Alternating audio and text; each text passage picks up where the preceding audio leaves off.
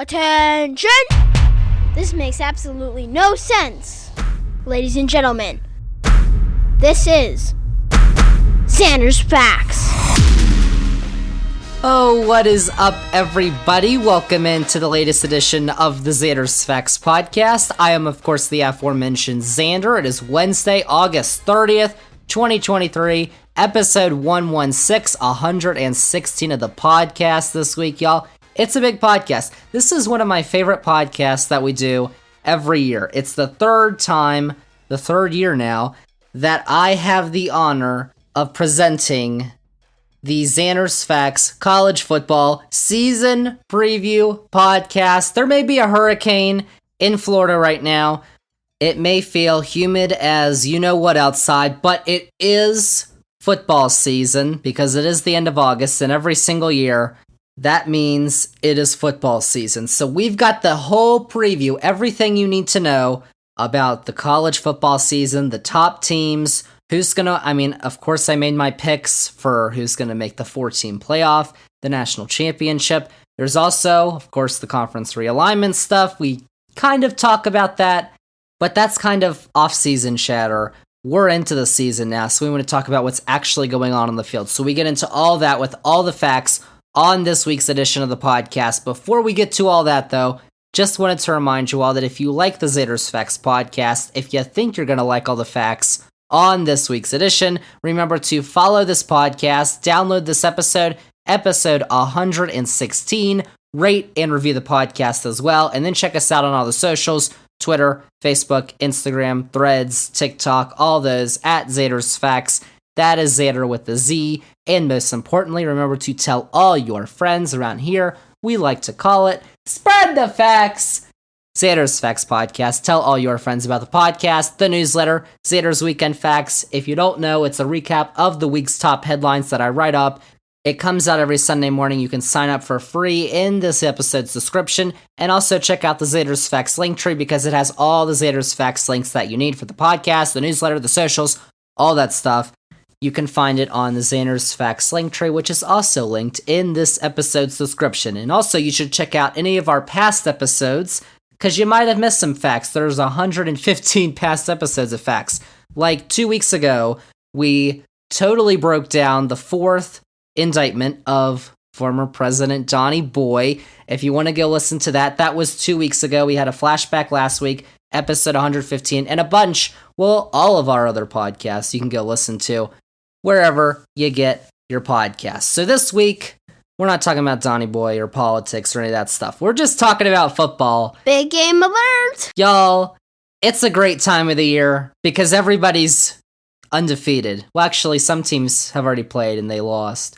Most teams are undefeated, which means every fan, every team, everybody is hopeful. For now. That's going to end pretty soon. But for now, we're all hopeful, including me, which gets me hype. So we are talking, as you know, college football this week. The season kind of has already started. We had week 0. A couple games happened last Saturday, but the bulk of the action, it starts this Saturday with week 1. Now, as I said, we're going to talk a bunch about what's happening on the field, actually, because that's kind of what matters when you watch the game.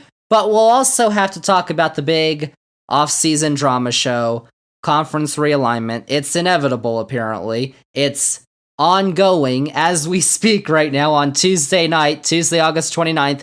It's happening still after all the stuff that happened in the off-season, which we kind of have to talk about. There's more stuff, which I'm actually going to get to in just a second. But this is kind of different in a sense because all that conference realignment stuff kind of makes it so like this is the end of an era in college football because it's the last year that Texas and Oklahoma are in the Big 12, the conference they helped found like back 25 years ago. Same for USC, UCLA, Oregon, Washington, whoever else is leaving the Pac-12. Who knows if the Pac-12 is even going to be a thing by this time next year. That's kind of sad. And it's also, we knew this before all of this other stuff, it's the last year of the 4-team playoff. We got 12 schools in the playoff next year. So it's kind of like the end of an era this year because there's a couple things that are changing coming into this season, but there's going to be a whole heck of a lot more that we're going to have to talk about a year from now that's changed. So for now, let's just cherish it. We don't have to worry about most of that stuff for now. We can just take a look at this season, what's going to be going on the field. Football, y'all! Let's break it down with the facts you are only going to find on Zander's Facts. I mean, we got a ton of questions to ask for this season. Is Georgia going to win a historic third consecutive national championship? Can any team emerge from the fog and make a run like TCU did last year? Nobody expected them to even, I don't think many people expected them to finish to the top of the Big 12, let alone get to the national championship game. And also, can the Wildcats of Northwestern win a game in the United States of America, which they failed to do last year, by the way? Good question. All those questions and more are going to be answered on the Zander's Facts 2023-2024 college football season preview, which we are finally getting to 6 minutes into the podcast. Let's get started. We've got, for this season, 5 power conferences to break down. Let's do it. So let's start with, Zander's favorite, the Atlantic Coast Conference, the ACC. ACC for now has been immune to the conference realignment spectacle, although that looks like it's going to change because the stuff I was talking about earlier, how conference realignment's still going on right now as we speak, that's because the ACC is still talking about bringing in 3 new schools.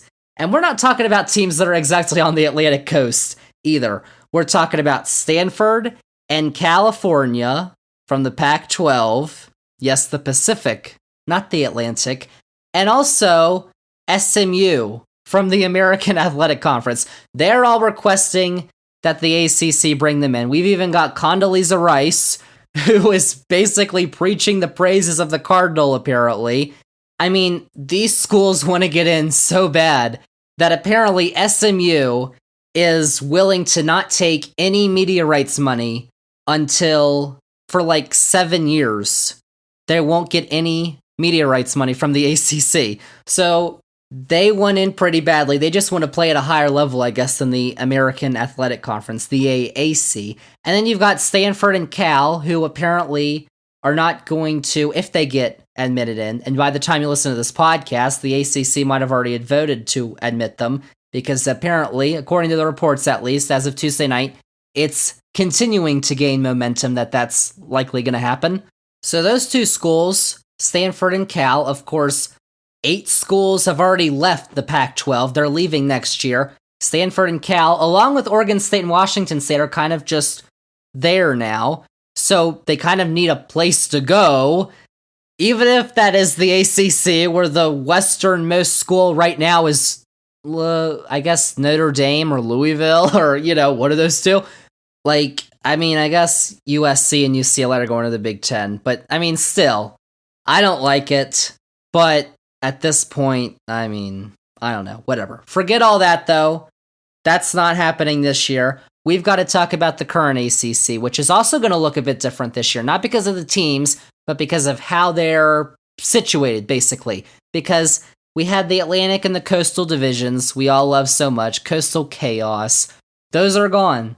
So now, it's everyone for themselves. The top 2 teams, by record, are meeting in the conference championship game. So, let's get to those teams. Finally, let's actually talk about some teams and some players. Let's start out, though, with number 9 in the preseason AP poll. All the rankings that I give you are probably going to come from the preseason AP poll, which is basically what everybody's using right now because the college football playoff rankings don't start until the end of October. So number 9 in that poll is Clemson, the class of the ACC for almost a decade, basically now. They continued their 2-year streak of finding themselves last year, though. They did win 11 games. Of course, for Clemson under Dabo Swinney, they kind of expect more. And they also won the ACC last year, but they did suffer their first loss to in-state rival South Carolina since 2013. And, of course, they didn't make the college football playoff for the second consecutive year. But their quarterback, DJ Uiagalelei, is off to Oregon State. We're talking about the Beavers in a little bit. And offensive coordinator, Brandon Streeter, he was fired. So in comes TCU offensive coordinator, Garrett Riley, You remember what TCU did last year, and sophomore quarterback Cade Klubnik, who started the last couple of games last year, but he's backed up by a couple of experienced running backs. You've got Will Shipley, Phil Maffa, and if they find a couple star receivers this year, they've got another strong defensive lineup. Clemson, obviously, with Dabo Swinney, never count them out. They could always find their way into the top 4. But actually, Clemson is not the highest ranked ACC squad in the preseason AP Top 25 poll. What? It's a little surprising, but that would belong to the team right above them at number 8, the Florida State Seminoles. And you better believe that their September 23rd meeting between those two schools in Death Valley is going to be, as of now, the highlight of the ACC regular season. Write it down, y'all, September 23rd. I mean, it's got a good chance to be the college game day game if both teams go into it undefeated. Ohio State and Notre Dame is also that week, so we'll see. But the Seminoles are going to have a tough time getting into that game undefeated because they have the game of the week this coming week 1 to start the season against LSU, who is number 5 in the poll. That game is Sunday in Orlando, and it's going to be a good one, y'all. Only top 10 game of the week, so that's going to be the big highlight. Sunday night, day before Labor Day. But they've got quarterback Jordan Travis, Florida State does. He's a top QB, probably not just in the league, but maybe in college football. So, you remember a couple years ago, Jimbo Fisher had this program at the end. It wasn't too pretty. Remember when Alabama played Florida State to start the season? It was like 2017, 2018, something like that. Alabama was number 1. Florida State was number 3. Preseason rankings, come on, but they get you hyped up. And this game was monumentally hyped. And Alabama destroyed them. And Florida State went on to have a terrible season. And when Jimbo Fisher left, they were kind of struggling. But their head coach, Mike Norvell, he's done a tremendous job bringing it back up into a title contender. I mean, they're number 8 in the preseason poll. They've got Trey Benson in the backfield, former Michigan State receiver Keon Coleman. FSU, especially on offense, should be an exciting watch. And if they can beat LSU on Sunday, it's on ABC in prime time, they'll have solidified themselves as contenders for the playoff already. And then they've got that game against Clemson. If they can beat Clemson, watch out. The solely remaining ACC team that is ranked, though, is at number 21. That would be North Carolina. But let me tell y'all, I seem to remember 2 years ago, Carolina was ranked number 10 coming into the season, and they came to Lane Stadium, first game of the year, and they got shut out. They didn't score any points. Mac Brown couldn't even find his headset. Whoops. So it's wait and see for me. But there's a lot of people hyping up UNC's quarterback Drake May. The brother of, by the way, UNC basketball's Luke May. He's already being talked about as a Heisman contender. He's only a sophomore, but he did throw for over 4,300 yards and 38 touchdowns last year, so it may be deserved if he takes another leap. But the story since Mac Brown, their head coach, returned to Chapel Hill has been high expectations followed by letdowns. They haven't won the conference, haven't gotten to a playoff. So, luckily they don't face Clemson until November 18th, and by that time, maybe the offense is rolling. But they do have a very important game against an up-and-coming South Carolina team to start the year this Saturday night on ABC. So that's going to be a good one to watch as well to start your college football season. We've also got in the ACC, Pittsburgh, who you may remember won the conference 2 years ago. But Phil Dracovic, you probably remember him from Notre Dame and Boston College. He is likely their starting quarterback, but there are lots of holes to fill, especially on defense. But they were one of 3 ACC teams to finish last season ranked. Clemson and Florida State were the other 2. You've also got NC State. They have a new quarterback in Brendan Armstrong. ACC fans will know him from UVA. And apparently, we're kind of not trying to talk about the teams that are projected to finish at the bottom on this podcast, just, to move things along. But the expectations for UVA are like, maybe they'll win a game. Like, apparently they're supposed to be really bad, which, Whoops. But perhaps the biggest surprise of last year in the ACC was Duke. Duke is not a football school, y'all. It's a basketball school, but they won 9 games last year under first-year head coach Mike Elko. For the first time since 2014, they won 9 games. And Riley Leonard is the quarterback looking to repeat that performance. Of course, they want to win 9 games. They'll likely have to win one against either Clemson, Florida State, UNC, or Notre Dame. Like, they get the big 4 in the ACC on their schedule this year. So it's going to be tough for the Blue Devils to repeat that performance. We've also got Louisville. They are one of 2 schools who have a new coach. Georgia Tech is the other. Jeff Brom left Purdue to coach at Louisville, and he's bringing in 25 transfers, which is most in the ACC. You might think that's a lot, but there's another school that's bringing in a lot more, which we'll talk about when we get to the West Coast. And so the Cardinals of Louisville will be an interesting experiment this year. You've also got Mario Cristobal looking to not repeat last year's disaster for Miami. That included a home loss to Middle Tennessee State. And then Wake Forest. Wake Forest has been a pretty good team the last few years, but their quarterback, Sam Hartman, he's at Notre Dame now, so times after him may be a little harsh this year for the Deeks, the Diva Deacons. And then, oh, y'all, my favorite, we got our Hokies of Virginia Tech. And let me tell y'all, they only won 3 games last year, but guarantee it, they will win more than 3 games next year. How about that? Judge Zander. My Hokies. All right, so that's the ACC. I would like to talk about Virginia Tech more, but in this podcast, I don't think we can without everybody yelling at me. So it is time to make some ill-advised preseason predictions you should totally bet your house on, by the way. Because last year, I had NC State and Miami meeting in the ACC title game, which, I don't know, someone must have, rigged my brain or something. I couldn't have made those silly picks. But anyway, we're back to the facts this year. And it looks like the consensus is Clemson and Florida State, because it's now the 2 best teams. Clemson and Florida State previously couldn't meet in the conference championship game because they're in the same division. But now we don't have divisions, so they can. So I don't think I'm going to stray from the fray there. I like Clemson and Florida State. And as much as I don't like Dabo Swinney beating up on us ACC underlings and other things he has to say sometimes, I've been a little more angry at Florida State this offseason because of their perceived greatness. They believe we deserve more money than everybody else in the ACC, and we need to leave right now. But they haven't won anything in 10 years. So win something and then talk, okay? So I'm going with Clemson to win the conference for totally legitimate reasons. But, they're also pretty good at football. So I've got Clemson, book it, y'all, winning the ACC this year. Zander's facts. But we got 4 conferences to go. 1 down, 4 to go. Let's go to the newly expanded Big 12 conference. The big moves haven't hit the other conferences yet. They really haven't even hit the Big 12 yet. But the Big 12 is the only Power 5 conference to have changed its membership in the offseason.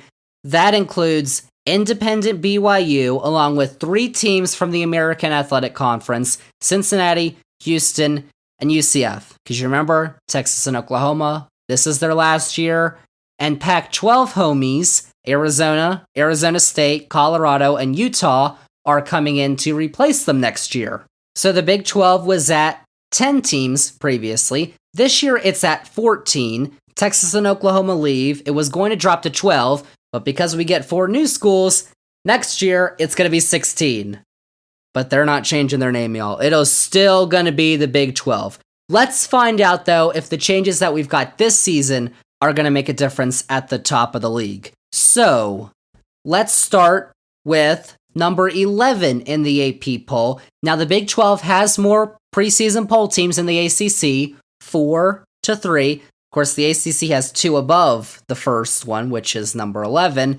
That would be, however, Texas. Are they back, y'all? We asked that question 2 years ago. We asked it last year. People were asking it 10 years ago.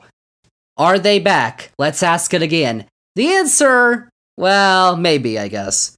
Because y'all remember last year, Texas was just 1 point away from beating number 1 at the time, Alabama at home. So we kind of thought Texas might be back last year. Turns out, they ended up going 8-5. But their quarterback was named Quinn Ewers. You may know that there is a Manning who is a quarterback who is in Austin now. That would be Arch, son of Cooper, the brother that wasn't as successful as football as, his brothers Eli and Peyton. But Arch Manning, who very hyped as a high school quarterback, who's now at Texas, likely isn't starting. Quinn Ewers, who was the quarterback last year, likely is. And when you take a look at their 8-5 record from last year, the 4 games they lost when Ewers was the quarterback, when he was starting, were all one-score games against teams that were ranked at the time in the top 15. This is true. So, Texas may not have officially been back last year, but they were pretty darn close. And this year, we might not have to wait long to answer that question are they back? Because week 2, the Texas Longhorns, after facing Rice to open the season, they need to beat Rice.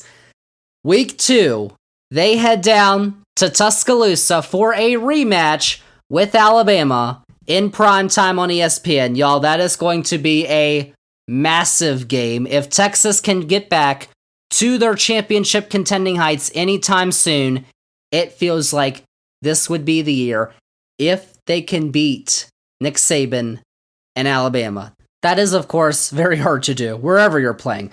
But Texas has receivers Xavier Worthy, Jatavion Sanders, and the entire offensive line are returning, while linebacker Jalen Ford is the league's preseason defensive player of the year. So I gotta say, this might finally be the year for the Longhorns. In their last year at the top of the conference they helped create back in 1994. They're leaving, y'all. But remember, Texas wasn't in last year's Big 12 championship game. But you know who was? That would be number 16 Kansas State. We all remember TCU's run from last year, but how about Kansas State? They had a big run last year. They won the Big 12 championship game, but they're losing some notable talent. Running back Deuce Vaughn, he's gone, but starting quarterback Will Howard returns along with the entire starting offensive line, and Howard is going to have Iowa transfer Keegan Johnson to throw the ball to, so hopefully it's not too much of a rebuild for Kansas State. Now, you remember last year, they beat TCU in overtime in the Big 12 championship game. That was absolutely impressive.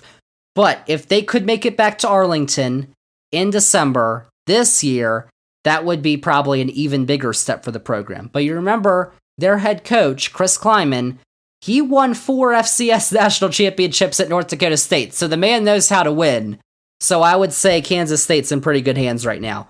But then, you remember, the team that did represent the conference in the college football playoff last year was number 17, TCU. But like Kansas State, the Horned Frogs are losing some top talent. 8 draft picks they had in the NFL draft a couple months ago. So another run, looking unlikely. Of course, we had no idea what was in store for head coach Sonny Dykes' first season. So I guess anything could happen. It's probably not going to happen, though. Their starting quarterback, their top 2 running backs, and their top 3 receivers, they're all gone. So at quarterback, it's going to be Chandler Morris, the son of Chad Morris, the football coach, if you know that name. He was in contention with Max Duggan last year for the starting job, but it'll be his this year, absolutely.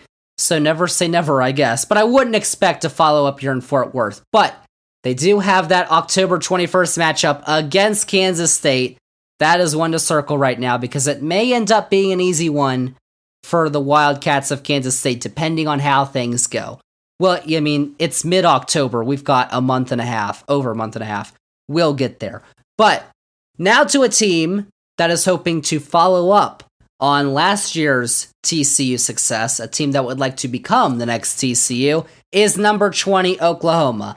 Is their ranking deserved? Number 20? Absolutely not, y'all. They finished 6-7 last year. That is their worst finish since 1998. Oof. Even though some idiot picked them to win the conference and make the playoff. Who could that have been? I don't know. But we should see some improvement from the Sooners in Brent Venables' second year as their head coach. Former UCF quarterback Dylan Gabriel is returning for another year, while the defense can only go up because they did allow more first downs than any other Power 5 team in the country last year. And I think we'll get a sense of where the program's at. October 7th, their annual matchup against Texas. I think they'll want a better result than last year. Last year, they got spanked, literally, 49-0.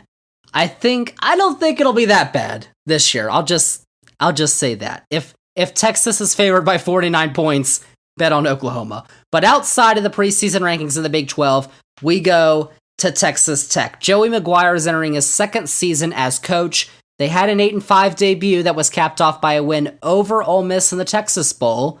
But there is some talk that the Red Raiders could be somewhat like this season's TCU.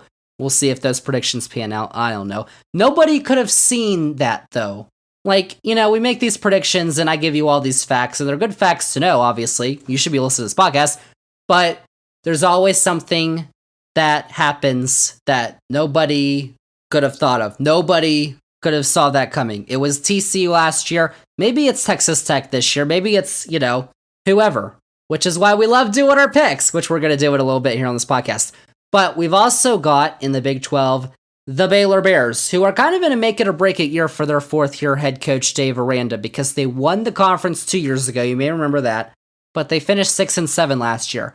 That was a massive disappointment. And Aranda's seat could be getting a bit warm if there aren't improvements this year, led by their quarterback, Blake Shapen. Elsewhere in the still mostly Midwestern Conference, I guess, quarterback Alan Bowman's consistency is going to be what probably makes or breaks Oklahoma State this year. And you've also got Kansas. Y'all remember Kansas started the season 5-0. College game day went to Lawrence, Kansas.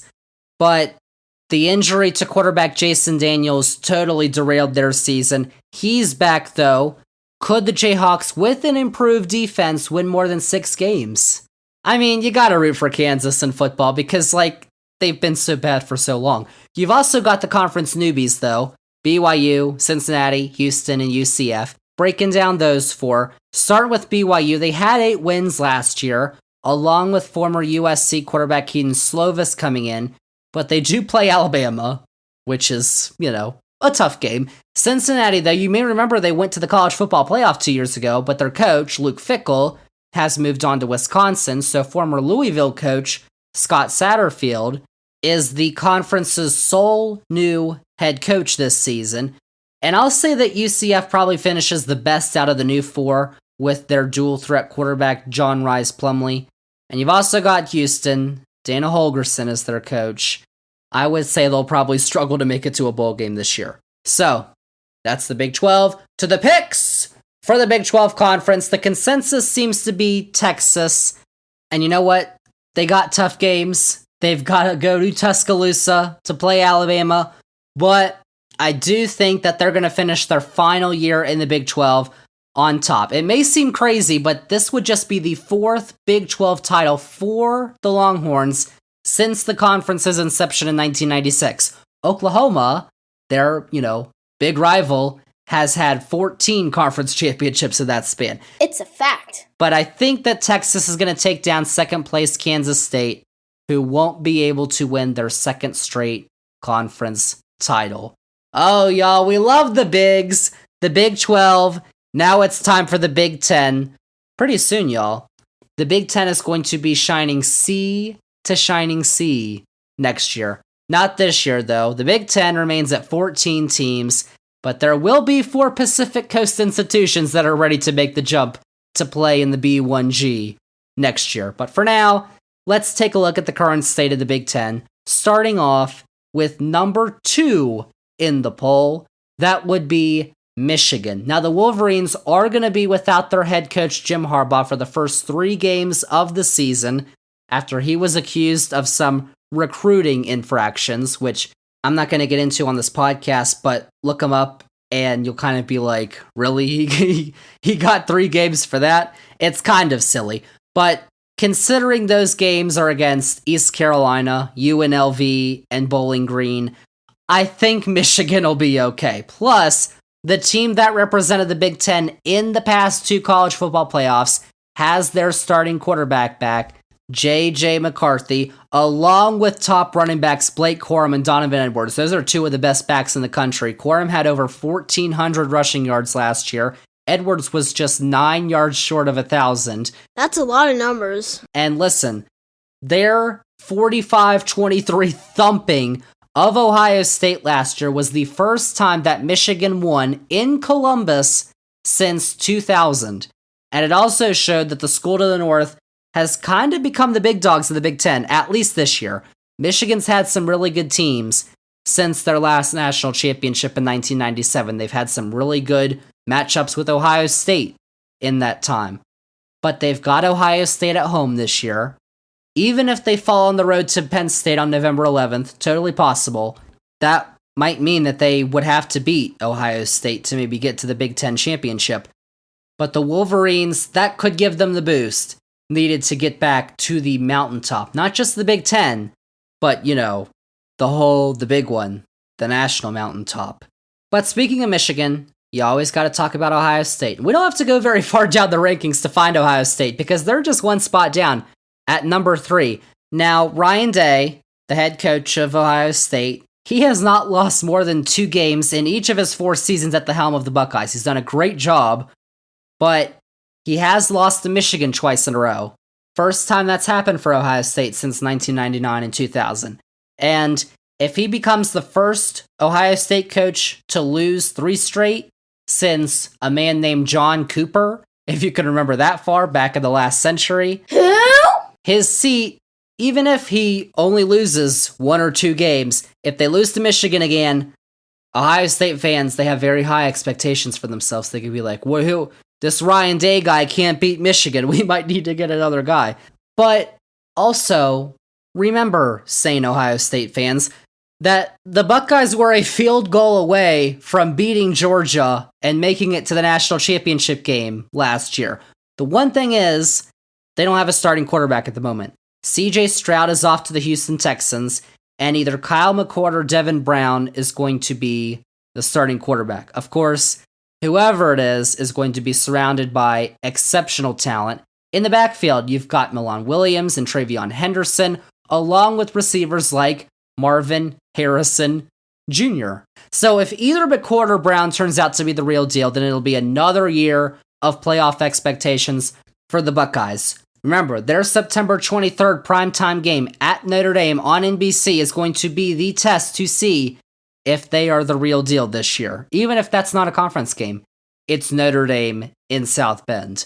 So then you round out the top of the loaded Big Ten East. Y'all, it's the last year of Big Ten divisions. This is the last year of divisions in the power conferences, y'all.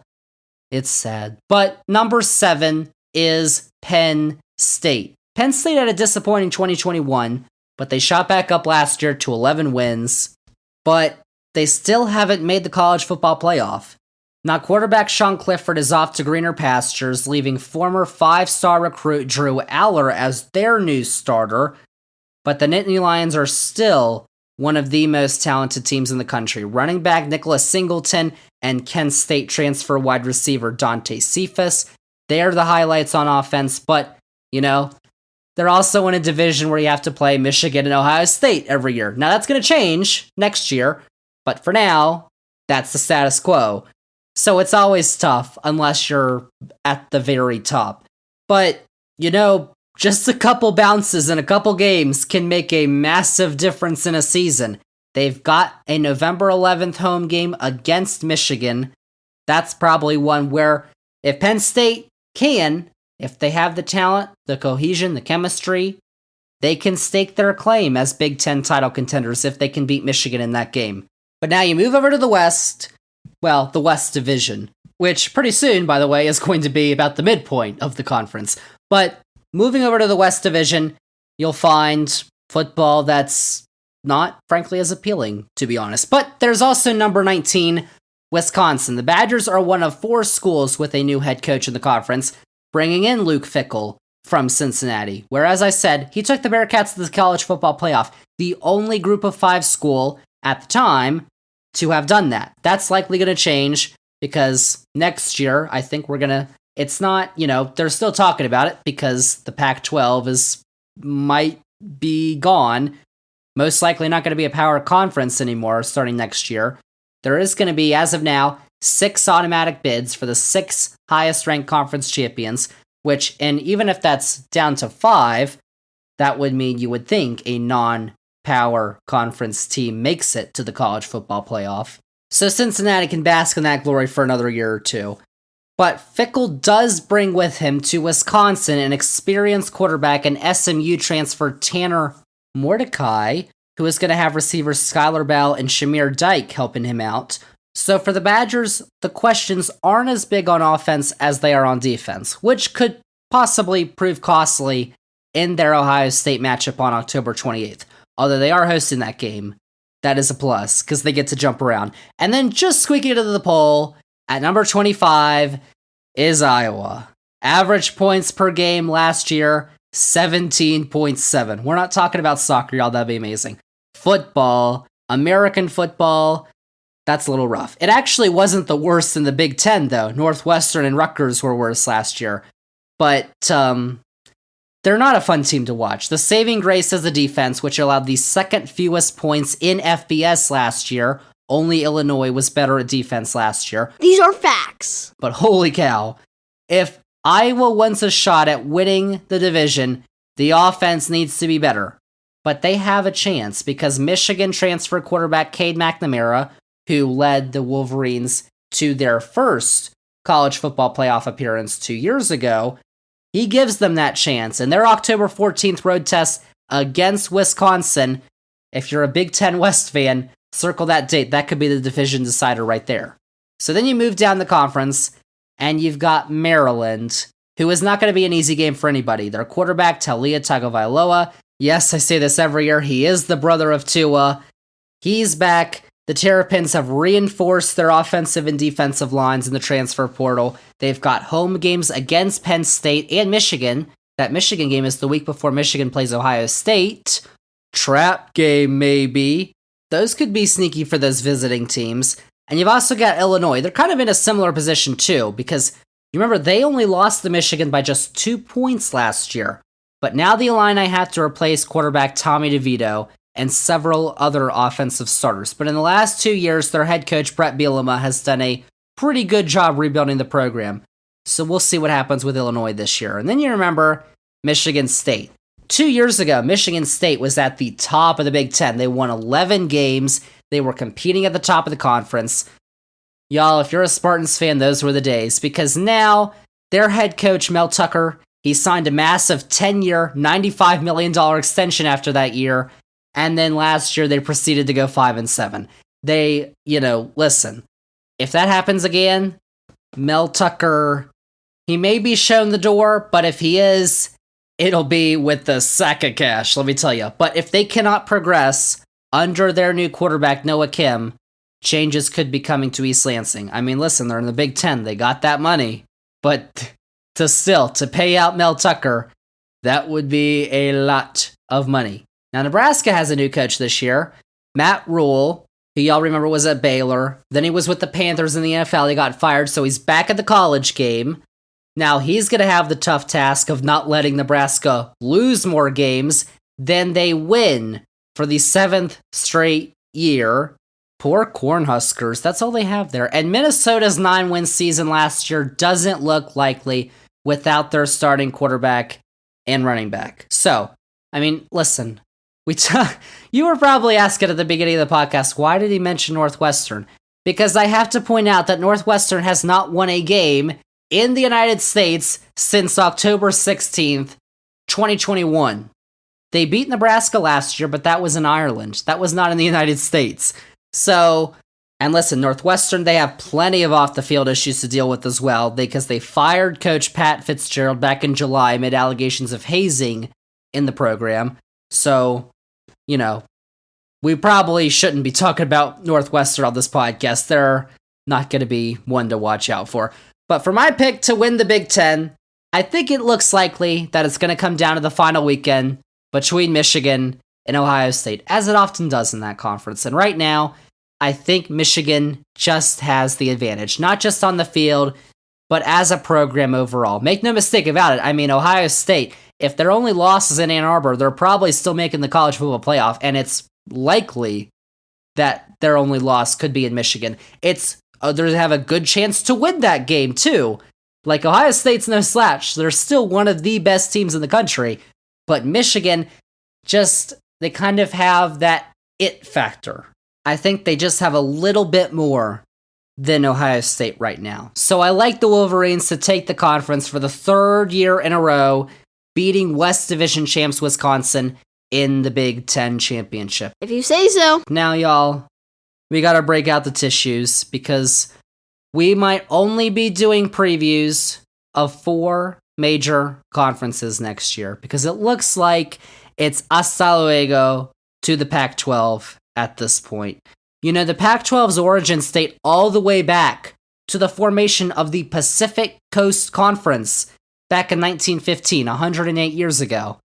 But you know what? In less than 1 year's time, it looks like it's all going to be coming to a very saddening conclusion. I'm sad, y'all. I don't even live on the West Coast. I live on the East Coast, almost as far the East Coast as you can get. And I've only been to one state with a Pac-12 team, and I was only there for like a week. And I don't root for any of these Pac-12 teams, but as a college football fan, I think you have to be sad. Because we've always known that the West Coast has their conference. It's the Pac-12. And now it's gone. I'm upset. But I'll try to get through it, y'all. 8 teams, as you know, planning their departures for next summer, and the others desperately looking to figure out what the future holds. We may as well enjoy this last season while we can. But you've probably gotten lost on where everybody's going. I think I've already mentioned it, though, on this podcast. I'll do it again. Here's a refresher, though. Here comes the fact. USC and UCLA, they're heading over to their neighbors in the Big Ten because all those schools are very close to Los Angeles, while Oregon and Washington are also joining them next year. They're going to be getting less of a payout of that Big Ten media rights money, though. Still pretty good, but not as much as full members as USC and UCLA are going to be, along with the 14 other Big Ten schools.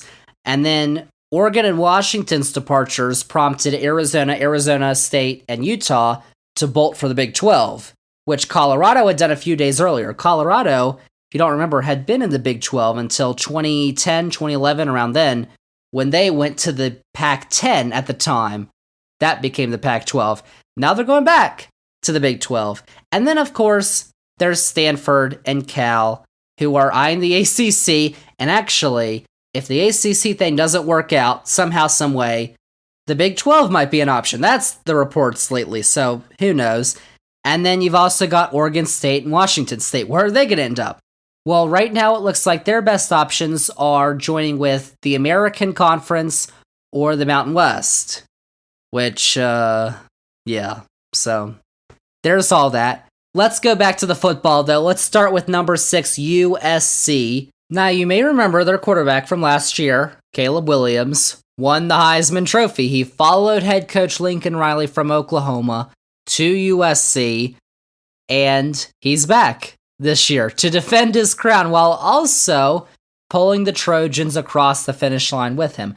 But make no mistake, Riley has surrounded Williams with some top talent. Running back Marshawn Lloyd is a big portal addition from South Carolina, while wide receiver Dorian Singer from Arizona and freshman Zachariah Branch and Deuce Robinson could put up some big rookie seasons. But the offense isn't the problem, because we've already gotten to see USC play in week 0. They played San Jose State. Now, the Trojans won, of course. They put up 56 points, but they also gave up 28 points. The defense is still a concern and could ultimately cost USC some games. That'll definitely be put to the test when they visit Notre Dame on October 14th and Oregon on November 11th. But the Trojans could be the Pac-12's best chance at getting to the playoff for the first time since 2016, and possibly the last.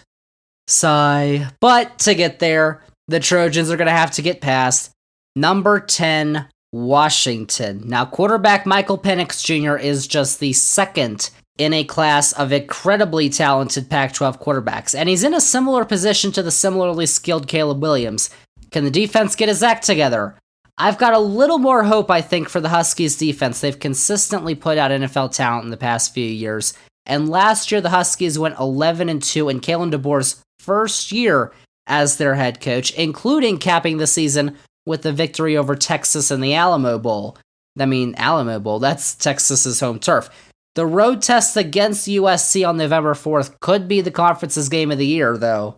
And it could be a high-octane offensive explosion show. What do you say? That would be pretty incredible to witness.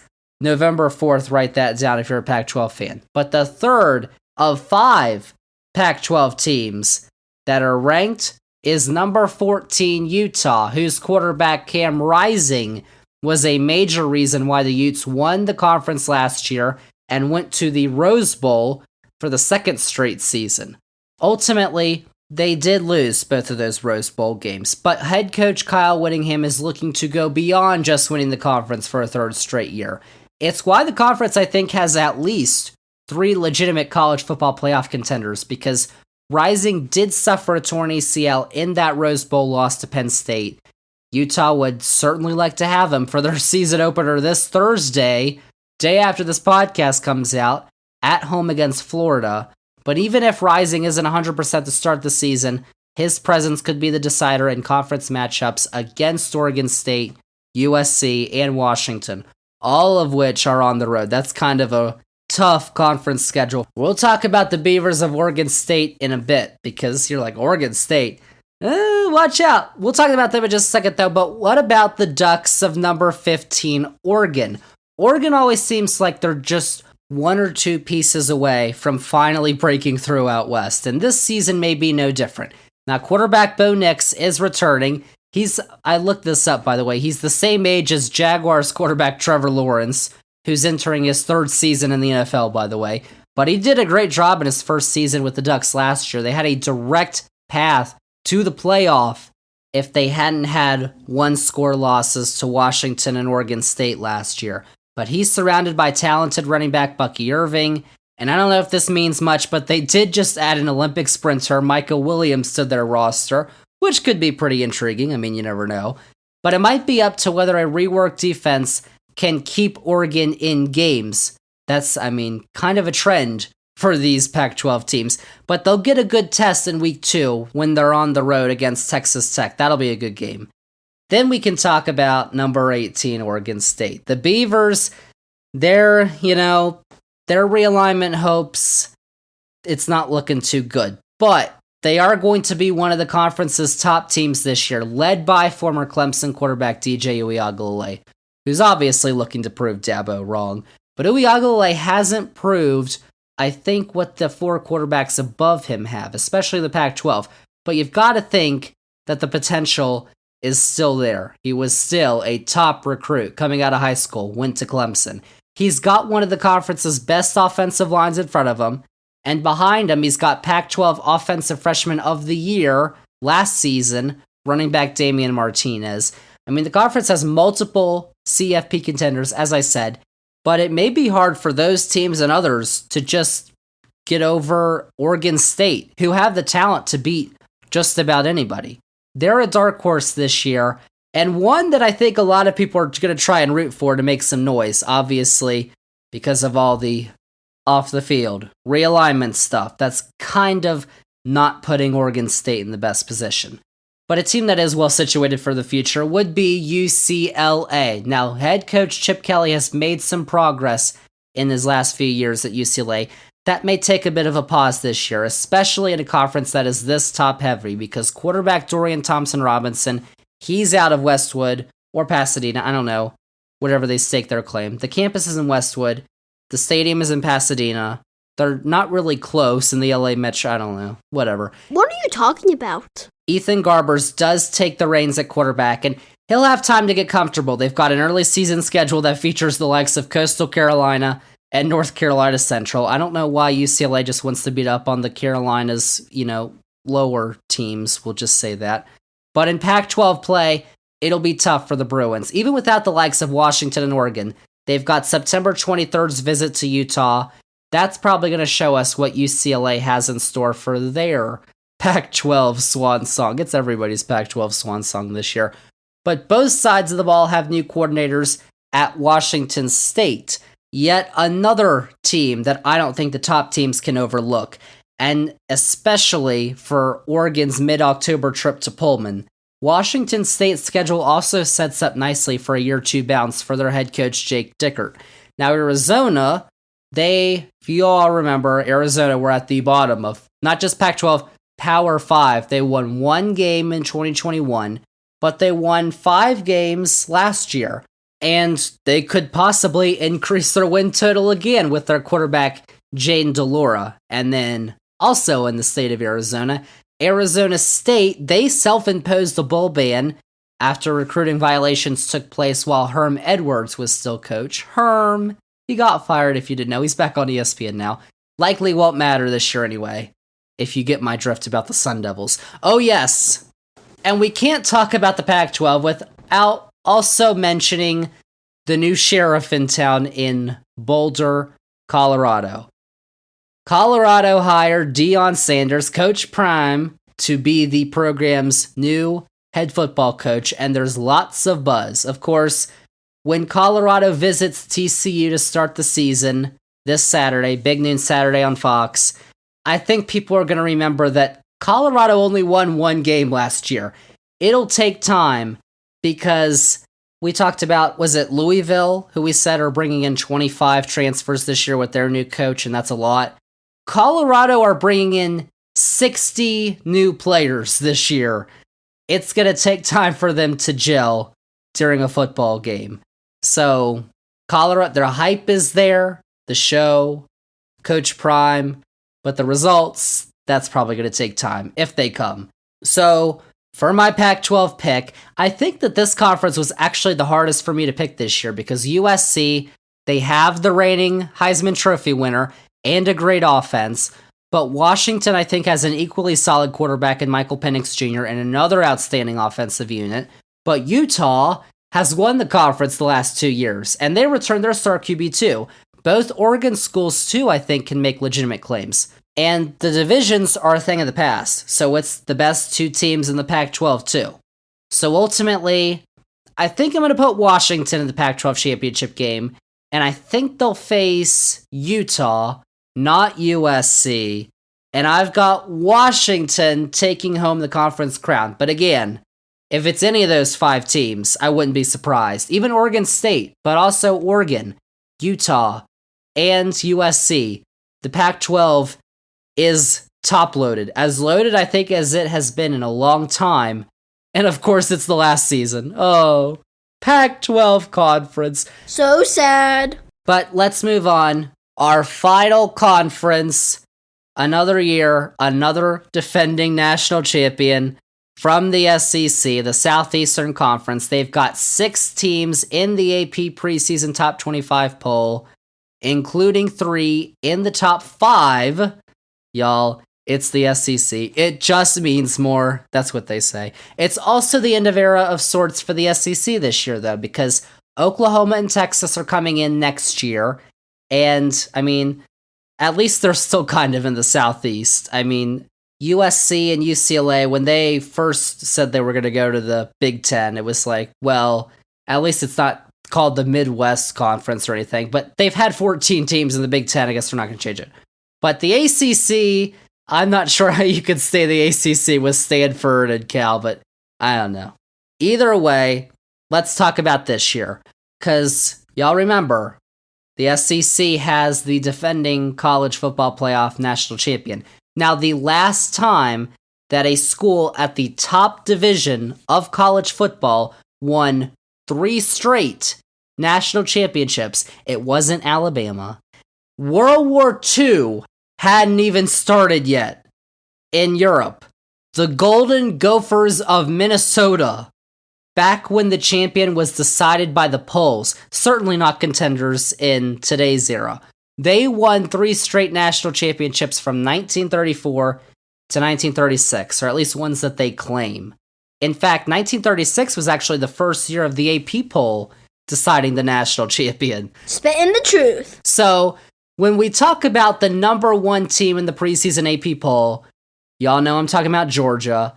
having the chance to do something historic this season, it would really be historic. The Bulldogs, of course, have won the last 2 national championships, and the Riders believe in the AP poll that they're best positioned to do it again. Of course, we've got 15 games this fall that they're going to play in that are going to decide that. But Kirby Smart has really built a juggernaut, the likes of which are rarely seen in this sport. So much so that even after losing 10 draft picks, including 3 first-rounders and their quarterback, Stetson Bennett, the Dogs are still top title contenders. Now, Carson Beck, he's the name you want to know because he's going to be their quarterback this year. He is going to have familiar target Brock Bowers, who's pretty easy to find. But if Beck can find his groove, it's going to be another year of winning for Georgia. The schedule also sets up pretty nicely for a smooth transition because the ultimate test on the road isn't until November 18th when they face Tennessee. You remember Tennessee? Well, we'll talk about Tennessee in a little bit because last year showed Tennessee is no slouch. But there's another coach who's won back-to-back national championships in the SEC. That would be Kirby Smart's former boss in number 4 Alabama's Nick Saban. Alabama. Like Georgia, though, the Crimson Tide are entering 2023 with a new quarterback. Bryce Young was the top pick in the draft this past year to the Carolina Panthers, but we're still not exactly sure who's going to replace him. And their first game's in a couple days. The names right now are Tyler Buechler, Jalen Milroe, and Ty Simpson. But whoever Saban chooses will be led by a new offensive coordinator in Tommy Rees, who came from Notre Dame. And of course, they're going to be surrounded by some talent. That includes defensive back Kool-Aid McKinstry.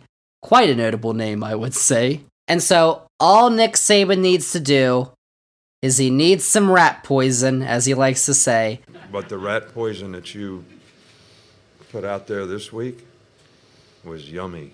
And the Tide could easily be back to the national championship. Like, they've been to the last 6 of 8 national championships, y'all. It's the truth. They're still a powerhouse, even if they didn't make it last year to the playoff. Of course, the results of back-to-back home games against Tennessee and LSU, although they are separated by a bye week on the last week of October, that could determine whether the Tide make it back. And they've also got a hungry Texas team coming to town next week, so the schedule is tough. But it is also Alabama. And they play LSU. Let's talk about the Tigers of number 5 LSU, the third SEC squad to place in the top 5 of the preseason poll. You know, the Big Ten had 2 and 3, but SEC has 3 of the first 5.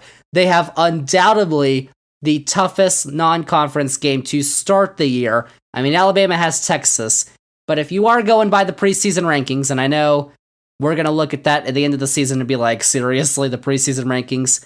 But still, I'd say LSU's game against Florida State is probably the toughest non-conference game for an SEC school this year. But remember, they started the year last year against Florida State at a neutral site, like they're going to do this year, and they missed an extra point at the final play. No time left. They scored a touchdown, extra point, they missed it. So, Florida State won the game. The extra point would have tied the game. And that was Brian Kelly's first game in charge of LSU. But you know what? They turned it around a little bit. They beat then top 10 Ole Miss by 25. They beat Alabama, and they made it to the SEC championship game. Now, quarterback Jaden Daniels is back from a 2,900-yard campaign last season, and linebacker Harold Perkins Jr. leads a top defense as well. Of course, I'm not the biggest Brian Kelly fan. He doesn't need to go down to Baton Rouge and come up with this fake accent. I know that happened like a while ago, but still. I'm here with my family. It's strange, and he doesn't do it anymore. But either way, if they could go to Tuscaloosa and beat Alabama on November 4th, they beat him in Baton Rouge, but to beat him in Alabama, that would be something special. But back over to the East, where Josh Heupel's number 12 Tennessee Volunteers took a massive leap last year. For a time, remember, the Vols were the top-ranked team in the country. They rattled off 3 straight top 25 wins against Florida, LSU, and then the big one, on the third Saturday of October, Alabama. First time Tennessee took down the Tide since 2006. The goalpost, I think, is still at the bottom of the Tennessee River. They ain't getting that thing back. But they just couldn't get over Georgia, or South Carolina for that matter, who they lost to later on. And yes, their quarterback, Hendon Hooker, he's off to the league. Former Michigan quarterback Joe Milton, though, led the Vols to last season's victory over Clemson in the Orange Bowl. So he's not totally coming into this brand new. And head coach Josh Heupel has the Volunteer faithful looking upward. Unfortunately, Alabama's not coming to Knoxville this year. Tennessee has to go to Tuscaloosa. But their date with Georgia on November 18th is at home. That could be the potential decider of the SEC East. And it's last season. It's the last season of SEC divisions too, y'all. Oh man. But I do like that they are playing UVA, Virginia, on national television, on ABC, to start the season this Saturday. I do like that they're going to be able to beat them up on national television. But the next SEC team in the poll doesn't slot in until number 22. That would be Ole Miss. What is Lane Kiffin cooking up this year in Oxford? Not England. We're talking about Mississippi. Jackson Dart is expected to remain the starting quarterback, receiving competition in the offseason from Oklahoma State transfer Spencer Sanders. But the Rebels, y'all remember, were a top 10 team in the country last year. They started 7-0, including a win over then number 7 Kentucky. But they then dropped 4 of their last 5 of the regular season. And it's Kiffin's 4th year as the head man for Mississippi State School. But advancing past rivals Alabama, LSU, and others in the West may have to wait for another year. They've also got a tough contest against the preseason ranked Tulane team next Saturday in New Orleans. Don't overlook Tulane, y'all. And then we find number 23, Texas A&M. Y'all, there has been no shortage of hype to start the seasons that Jimbo Fisher has been in charge in College Station. And basically, almost all of them have ended up in some sort of disappointment. Last year, they started number 6. They finished 5-7. 2021, they started number 6. They finished 8-4. That's, okay. But they've consistently been at the top of the preseason poll and then haven't even been ranked to end the season. So you get where I'm coming from. Even if their victory over Alabama that year in 2021 was the first by a former Saban disciple against the legend himself, because that was before Kirby Smart beat Nick Saban in Alabama. So this year, the Aggies start at 23, but the biggest change for them probably doesn't even come on the field, but on the sidelines. Former Louisville head coach Bobby Petrino is the Aggies' new offensive coordinator, and there's some excitement about the pairing with quarterback Connor Weigman. So, number 23, they're not top of the AP poll. Could the lower expectations help Texas A&M? They host Alabama on October 7th. We're going to find out then. And continuing on our tour of the southeastern region of this great nation, y'all, we find ourselves in the Commonwealth of Kentucky. Head coach Mark Stoops has built a consistent winner in Lexington, the likes of which I don't think there's been at UK since before Bear Bryant flew south to Tuscaloosa. Because if y'all remember, Bear Bryant was at Kentucky before he was at Alabama. Little college football trivia there for you. But quarterback Will Levis is no longer a Wildcat, so transfer quarterback Devin Leary from NC State was a big snag for Stoops in the offseason transfer portal. The headline is a steady defense. So if Leary can get the offense going, they'll have momentum with the home game against Florida at the end of September, leading into matchups against Georgia and Tennessee. Those are obviously the two big ones in the Eastern Division. And then you've got the Swamp Kings of Florida. Y'all, I haven't even watched the Swamp Kings documentary with Urban Meyer and all that stuff, but I heard it was terrible, so I don't even... whatever. But the Swamp Kings era is a thing of the past at Florida. And while recruiting further head coach Billy Napier appears to be on the right track, it may take another year or two before he has the Gators ready to compete with the big boys of the conference. A new look conference it'll be by then, so it'll be even tougher. But Auburn could be a little intriguing this season. They have their new coach, Hugh Freeze, coming over from the wonderful academic institution that is Liberty. You. No, they won't probably beat Alabama, but signs of hope after the disaster that was their former coach should leave Auburn fans happy for at least now. And South Carolina could be another name to watch too. Who doesn't love themselves some Shane Beamer? I mean, we've got to. He's a Hokie in his heart. He went 7-6 in year one, 8-5 last year with wins over Tennessee and Clemson. Those are two big wins for South Carolina, y'all. Quarterback Spencer Rattler has a chance to shine week 1, too, against North Carolina in Charlotte on Saturday Night Football, and I think he'll take advantage of that spotlight. I don't know. We'll see. But quarterback KJ Jefferson should be exciting to watch again at Arkansas, while Missouri was actually the closest team other than Ohio State to beating Georgia last year. And Mississippi State, of course, their coach, Mike Leach, passed away in the offseason, and so they're transitioning into the post-Mike Leach era. And of course, how could we talk about SEC football without mentioning the mighty Commodores of Vanderbilt, y'all? They beat Hawaii in week 0, but they also beat Florida and Kentucky last year. So their head coach, Clark Lee, he's showing signs of improvement, even if the scoreboard right now is hoisted up by cranes, because there's some construction going on at Vanderbilt Stadium. And it's kind of wild to watch the scoreboard kind of sway in the wind while you're watching a game. So, to crown our champion of the SEC, let's pick our division winners one last time, y'all. This is the last time we're going to be doing this on this podcast, ever. Out of the East, it's Georgia. And while I'd like for it to be Tennessee, I think it's Georgia until somebody proves that it isn't, you know? And out of the West, Nick Saban isn't missing the playoff for a second straight year, so I've got Alabama. And who does it just mean more to? It just means more, y'all. Oh my gosh. This year, that would be Alabama. So I've got Alabama winning the SEC. I know, shocker. I think I have them winning every year. But this year, you know, the year after they don't win it, they usually do. So I think they'll win it. Cool facts, bro. So there's the previews we've got for our Power 5 conferences, y'all. Before we get to the finale of this podcast, what you've all been waiting for, my predictions for the college football playoff, let's just take a look quickly at the best of the independents and the group of 5 conferences. Because if we're previewing the college football season on the podcast, we got to talk about Notre Dame. They're number 13. They had a great time in Ireland last week for week 0. They had their way with Navy. They won 42-3. Marcus Freeman's in his second year as head coach, and there's 3 big games to watch out for.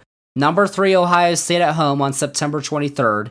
Number 6, USC at home on October 14th. And then number 9, Clemson in Death Valley on November 4th. That's going to be quite the test for Wake Forest transfer quarterback Sam Hartman. For the Fighting Irish, there's also only one other non-Power 5 team making it to the preseason poll.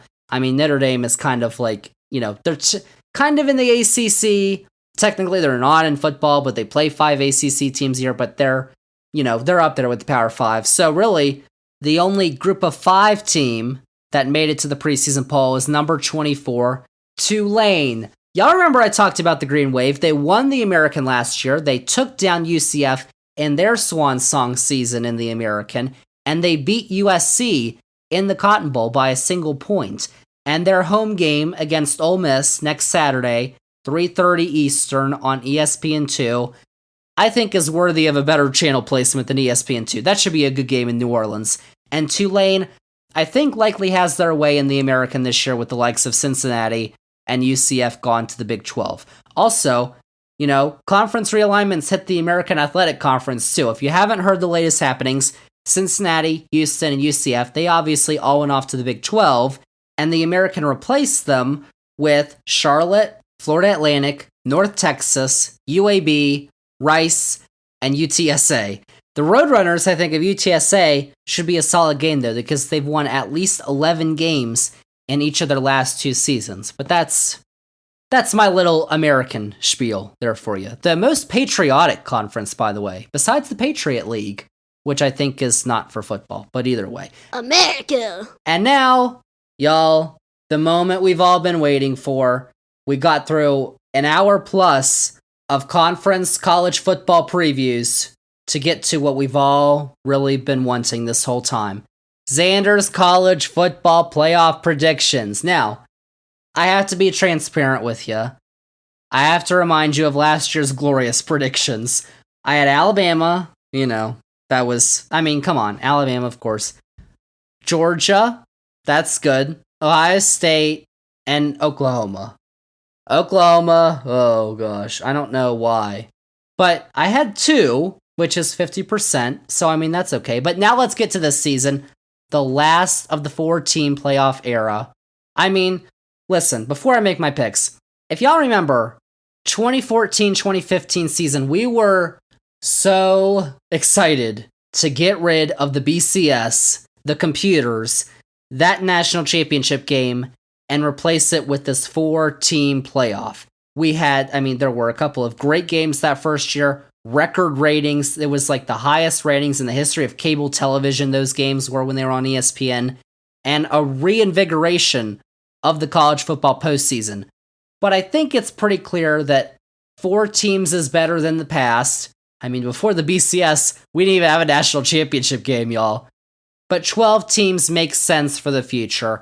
And while I'm definitely excited about that, because it does give teams like mine, to be frank, a better chance at playing for a championship, this year's event really seems like the end of an era in college football, like I mentioned earlier, because I do think a 12-team playoff is the right way forward, and giving conference champions automatic bids is good. What I don't think is good is the cross-country conference affiliations.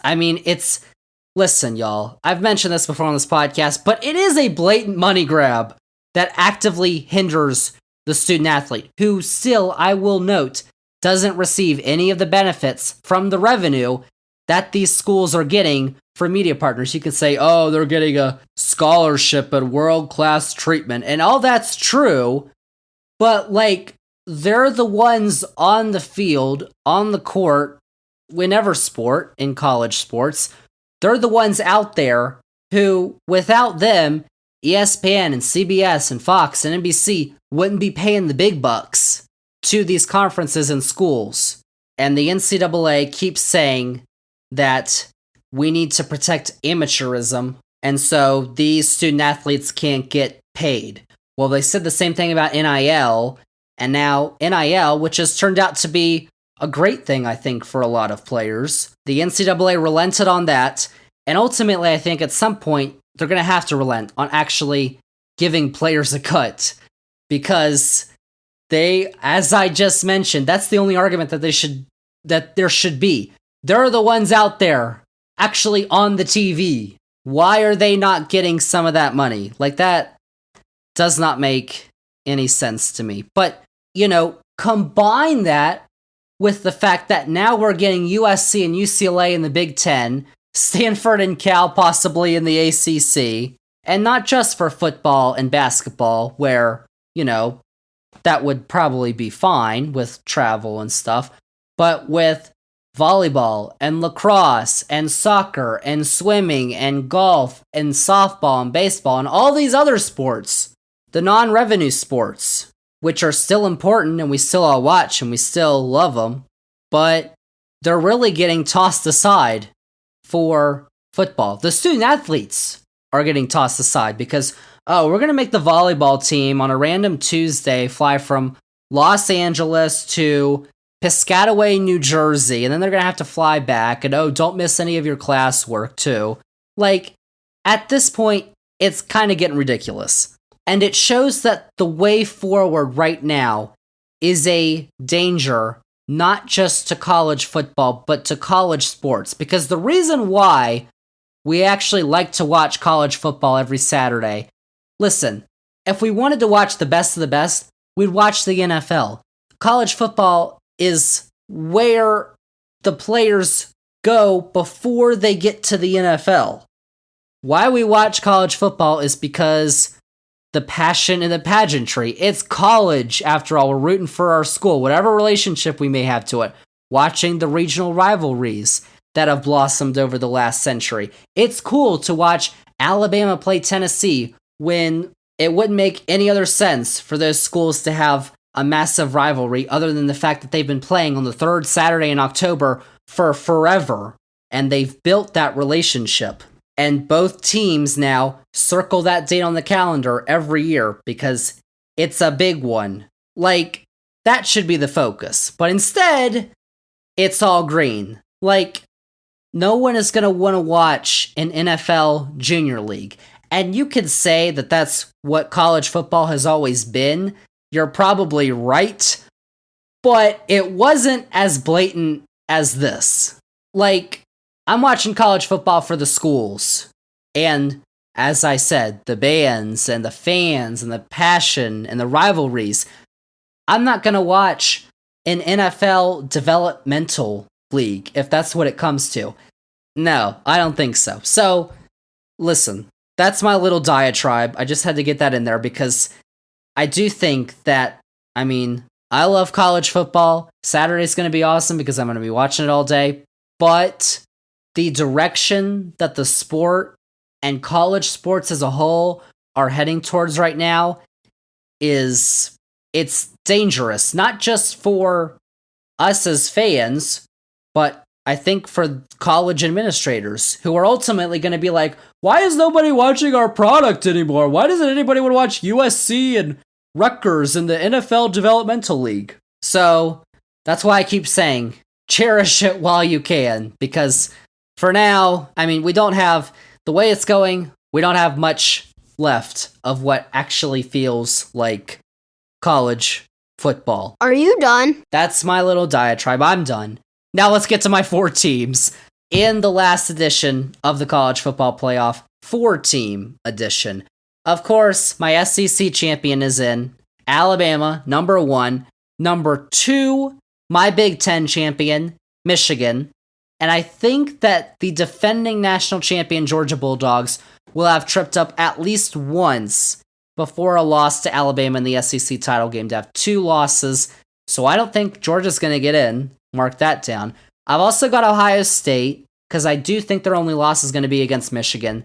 That'll give the Big Ten 2 teams in the playoff. Once again, same 2 teams run it last year.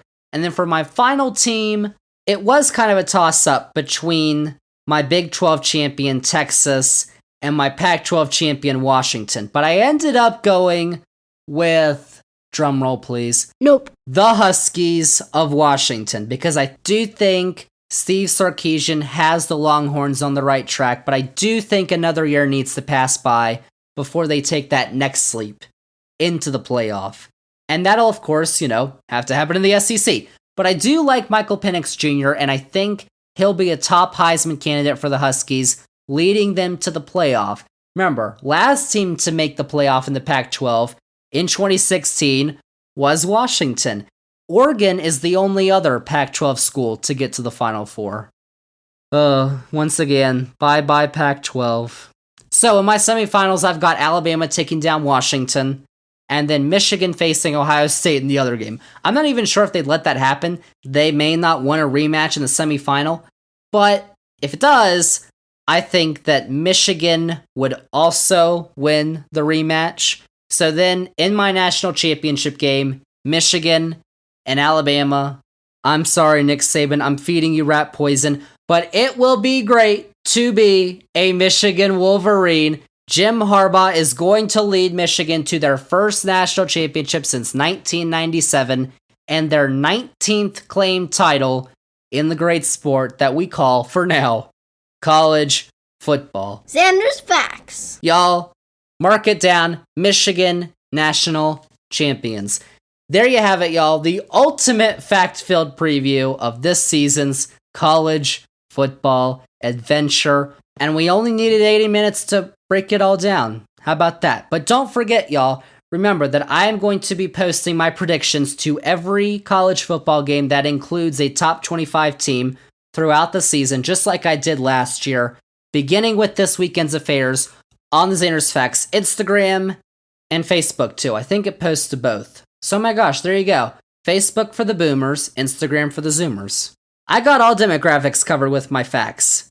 There you go. So, you should definitely check those out. I'll be posting those before the games start on Thursday And then it's Labor Day weekend, so we got games Saturday, Sunday, and Monday too.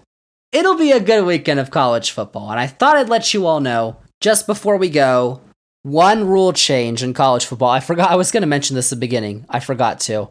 But the game clock is now going to continue to run after first downs, like in the NFL, except in the last 2 minutes of each half.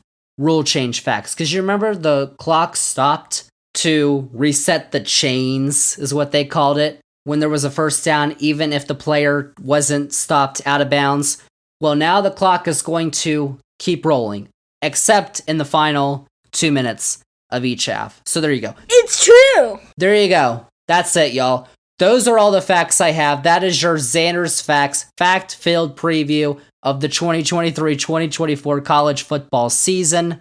The teams you need to know, the players you need to know, the facts you need to know. So thank you all once again for listening to this week's edition of the podcast. Remember, if you liked all the facts on this week's edition, remember to go follow this podcast, download this episode 116, rate and review the podcast. Check us out on all the socials too, Twitter or X, whatever, Threads, Facebook, Instagram, TikTok, at Zander's Facts. That is Zander with a Z. And most importantly, remember to tell all your friends. Spread the facts. Zander's Facts Podcast. Tell all your friends about the podcast, about the newsletter, Zander's Weekend Facts, episode subscription, click it. And also the Zander's Facts YouTube channel, because all our new episodes get posted to YouTube. You can watch with a nice background. Go subscribe. Check it out. We're over 100 subscribers, y'all. It's awesome. Go check out the Zander's Facts YouTube channel. And also check out the Zander's Facts link tree, because it has all the Zander's Facts links that you need. That's episode 116. Next week is episode 117. And y'all, we did our college football season preview this week. So it's only right that next week we do our pro football season preview. We're talking NFL next week. My season preview. I give you my picks. You all rag on them, but they come true. So, whatever. That's coming up next week on episode 117 of the Zander's Facts podcast. But that is it. That is a wrap on episode 116 of the Zander's Facts podcast. Thank you all so much for listening. And we'll see y'all with episode 117 next week. You guys gave us a lot of really positive rat poison. The rat poison that you usually give us is usually fatal. But the rat poison that you put out there this week was yummy.